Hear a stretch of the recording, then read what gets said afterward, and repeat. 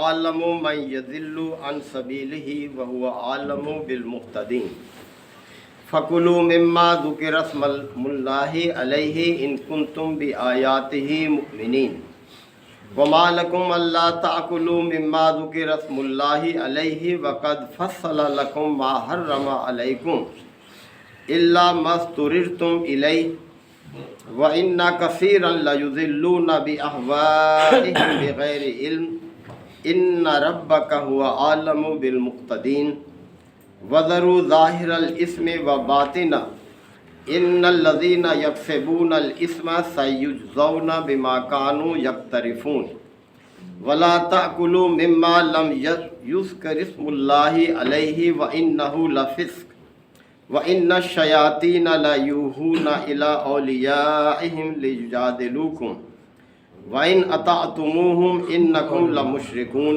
صدق اللہ مولانا العظیم۔ سراج سورہ الانعام کے یہ 14ویں رکوع کی اختتامی آیات ہیں۔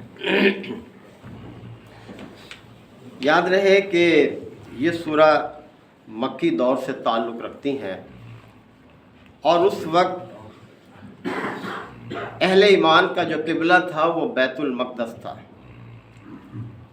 یہ قبلہ بیت المقدس حضرت ابراہیم علیہ السلام کے بعد کوئی 1200 سال کے بعد حضرت سلیمان علیہ السلام نے ہی اس کو تعمیر کیا بیت المقدس کو، اور انہی کے دور میں یہ قبلہ قرار پایا۔ تو جتنے بھی انبیاء، حضرت اسحاق علیہ السلام جو حضرت ابراہیم کے چھوٹے بیٹے تھے، انہیں حضرت ابراہیم نے فلسطین میں آباد کیا تھا، تو وہیں انبیاء انہی کی نسل سے آتے رہے۔ حضرت اسحاق علیہ السلام، حضرت یعقوب علیہ السلام، حضرت یوسف علیہ السلام، حضرت داؤد علیہ السلام، حضرت سلیمان علیہ السلام، حضرت موسیٰ، حضرت عیسیٰ، حضرت یحییٰ، حضرت زکریا، یہ سب انہی کی اولاد سے تھے۔ تو یہ انبیاء کی سرزمین تھی بیت المقدس، اور عرب میں یعنی لمبے عرصے تک کوئی پیغمبر نہیں آیا۔ یہ لوگ شرک میں مبتلا ہوئے، خانہ کعبہ کے مجاور رہے، اسی پر ان کو فخر تھا، لیکن یہ نہیں کہ دین اسلام کی تعلیمات ان تک نہیں آئیں، وہ برابر پہنچتی رہتی تھی، لیکن یہ اپنی ہٹ دھرمی پر ضد پر قائم رہے۔ عرب کے لوگ شرک میں مبتلا رہے، تو نبی کریم صلی اللہ علیہ وسلم بھی کوئی 14.5 سال بیت المقدس کی طرف رخ کر کے نماز پڑھتے رہے، یعنی 13 سال مکے کے، اور ہجرت کے بعد دوسرے سال تحویل قبلہ ہوا ہے۔ آپ کو بہرحال انتظار تھا کہ یہ تبدیل ہو جائے گا، آپ بار بار چہرہ مبارک آسمان کی طرف اٹھا کر دیکھتے تھے کہ کب جبرائیل یہ پیغام لے کر آتے ہیں۔ تو بہرحال ایک لمبے عرصے تک عرب کے سرزمین میں پیغمبر نہیں آئے، یہ لوگ شرک میں مبتلا ہوئے، جو تعلیمات دین اسلام کی آتی تھیں دوسرے پیغمبروں کی قبول نہیں کرتے تھے، بہت کم لوگ تھے اکا دکا جو کر لیتے تھے۔ تو بہرحال یہ یہود ان مشرکین کو طرح طرح کی غلط باتیں سجھا رہے تھے جب نبی کریم صلی اللہ علیہ وسلم تشریف لے آئے، شکوک و شبہات پھیلانے کے لیے ایسا کر رہے تھے۔ تو اسی حوالے سے یہ آیات ہیں۔ تو فرمایا جا رہا ہے کہ ان ربک هو اعلم من یضل عن سبیلہ، تمہارا رب خوب جانتا ہے کہ کون اس کے راستے سے بھٹکا ہوا ہے، کون اس کے راستے سے ہٹا ہوا ہے، اللہ سے بہتر کون جانتا ہے۔ وَهُوَ أَعْلَمُ بِالْمُهْتَدِينَ، اور وہ انہیں بھی خوب جانتا ہے جو ہدایت پر ہے، یعنی اللہ سے کسی کا ایمان چھپا ہوا نہیں ہے، اللہ تعالیٰ ہر کیفیت کو جانتا ہے۔ فَكُلُوا مِمَّا ذُكِرَ اسْمُ اللَّهِ عَلَيْهِ إِن كُنتُم بِآيَاتِهِ مُؤْمِنِينَ، تو اے لوگو اگر تم واقعی اللہ کی آیتوں پر ایمان رکھتے ہو تو اللہ کے نام سے جو جانور ذبح کیا جائے اسے کھاؤ، کوئی اس میں رکاوٹ نہیں ہے تمہارے لیے۔ اب یہ لوگ اس طرح کی بے تکی باتیں کرتے تھے، جاہل عرب جو تھے ان کے دلوں میں ڈالتے تھے بغیر علم کے، بہکانے کے لیے۔ کس قسم کی باتیں کہتے کہ دیکھو کیسی عجیب بات ہے کہ جسے اللہ مارے وہ حرام اور جسے ہم مارے وہ حلال، اس قسم کی باتیں کرتے ہیں۔ یعنی اللہ تعالیٰ نے اس سے پہلے سورہ نحل میں وہ حکم آ چکا تھا کہ تم پر حرام کر دیا گیا ہے مردار، خون اور وہ سب چیزیں جن پر اللہ کا نام نہ لیا جائے، وہ تم پر حرام ہے۔ سب مری ہوئی چیز حرام ہے، خون حرام ہے، یعنی ذبح کرتے وقت جو خون نکلتا ہے، اور اسی طرح سے وہ سب خنزیر ہے، اس قسم کی چیزیں ہیں، یہ سب تم پر حرام ہے۔ ہاں اضطراری کیفیت میں یہ حلال ہو جاتی ہے، اضطراری کیفیت میں دو شرائط کے ساتھ۔ ایک تو یہ ہے کہ طبیعت مائل نہ ہو کھانے کی طرف، دوسرے یہ کہ حد سے تجاوز نہ ہو، اتنا ہی کھایا جائے جس سے جان بچ جائے۔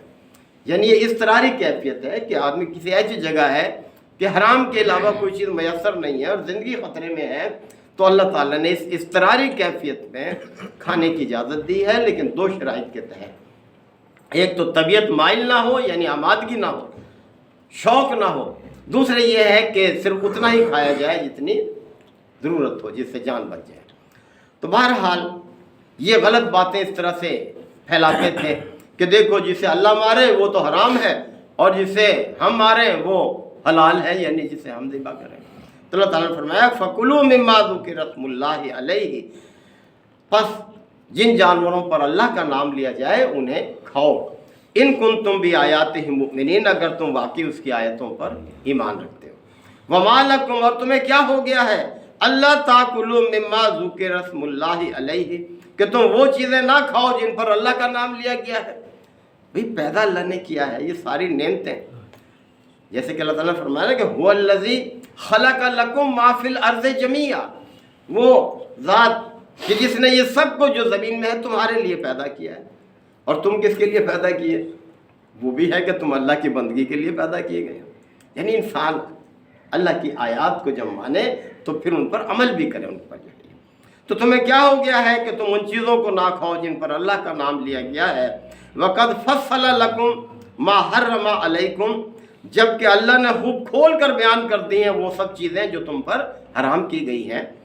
إِلَّا مَا اضْطُرِرْتُمْ إِلَيْهِ، الا یہ کہ تم کسی اضطراری کیفیت میں ہو، یعنی مشکل حالات میں اگر تم آ جاؤ تو پھر اللہ نے حرام چیز کی بھی اجازت دی ہے۔ وَإِنَّ كَثِيرًا لَيُضِلُّونَ بِأَهْوَائِهِمْ بِغَيْرِ عِلْمٍ، اور بہت سے لوگ ایسے ہیں جو بغیر علم کے محض اپنے خواہشات کی بنیاد پر گمراہ کن باتیں کرتے ہیں، لوگوں کو عجیب عجیب باتوں کی طرف لاتے ہیں۔ ان ربک هو اعلم بالمعتدین، یقیناً تمہارا رب خوب جانتا ہے ان لوگوں کو جو حد سے تجاوز کرنے والے ہیں۔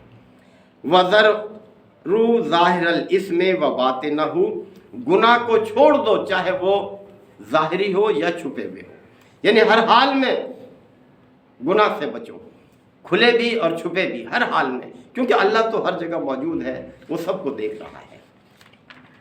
ان الذین یکسبون الاسم، یقیناً وہ لوگ جو گناہ کا اکتساب کرتے ہیں، جو گناہ کے کام کرتے ہیں، سیجزون بما کانوا یقترفون، انہیں ضرور بدلہ دیا جائے گا ان کی ان نافرمانیوں کا، ان بدعمالیوں کا، وہ بدلہ حاصل کر کے رہیں گے، وہ بچ نہیں سکتے۔ ولا تاکلوا مما لم یذکر اسم اللہ علیہ، اور جن چیزوں پر اللہ کا نام نہ لیا جائے انہیں مت کھاؤ، یعنی وہ تمہارے لیے حلال نہیں۔